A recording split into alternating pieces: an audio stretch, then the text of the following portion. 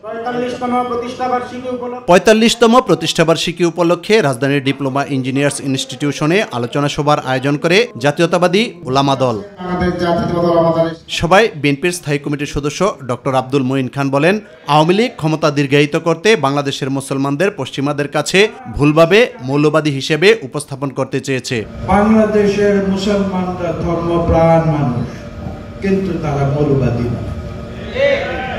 যারা বাংলাদেশের মানুষকে নিজেদের ক্ষমতায় থাকার সাথে মৌলবাদী বলে প্রচার করে বিশ্বের সামনে তুলে ধরে, যারা একটি জাতির কলঙ্ক সৃষ্টি করতে চায়, তাদের উপরে আল্লাহ তাআলার গজব হবে। নয়াপল্টনে দলের কেন্দ্রীয় কার্যালয়ের সামনে সরকার বিরোধী আন্দোলনে গুরুতর আহত রিকশা চালক সাইফুল ইসলামকে ব্যাটারি চালিত রিকশা প্রদান অনুষ্ঠানে বিএনপির সিনিয়র যুগ্ম মহাসচিব রুহুল কবির রিজভী আহমেদ বলেন, আয়নাঘরে বিভিন্ন শ্রেণী পেশার মানুষকে বন্দী করে রেখেছিল আওয়ামী লীগ সরকার।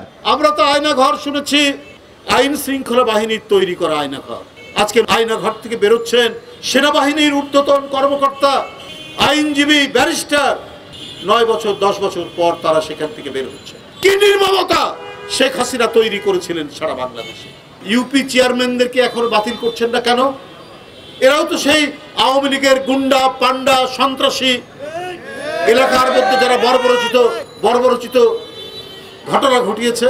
ইউসুফ আলী, মাই টিভি, ঢাকা।